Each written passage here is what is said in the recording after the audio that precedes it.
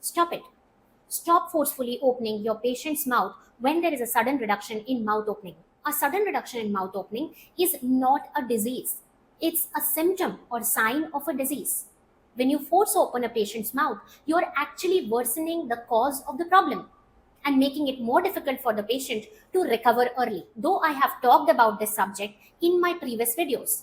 You can check out the video where I talk about sudden reduction in mouth opening and its causes.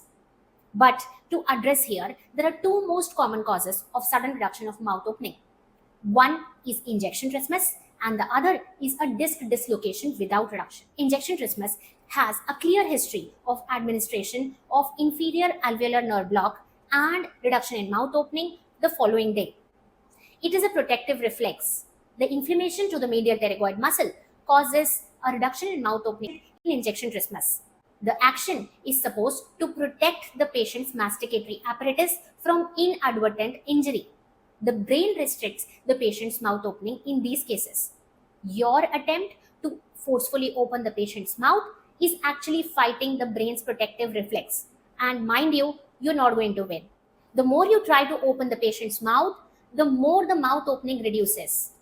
Hence, if you find injection trismus as the patient's cause of reduction in mouth opening, please go ahead and follow my instructions on injection trismus, which I have posted in earlier videos. If your patient has a disc dislocation without reduction, there is actually a physical hindrance inside his temporomandibular joint. And guess what? You are pushing the disc even further, lengthening the ligaments, increasing the inflammation, pain, and whatnot in your patient.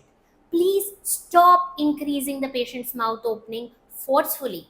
This is high time that we start knowing the causes before treating them. The treatment of disc dislocation without reduction actually requires the patient to restrict mouth opening within painless range, to observe physical self-regulation, and wear an orthotic appliance specifically designed for the purpose. It is very disappointing how in big institutes of our country too, the awareness that forcefully opening the patient's mouth is not a solution to a reduction in mouth opening is absent. Please share these videos with your dental colleagues so that we do not harm our patients inadvertently.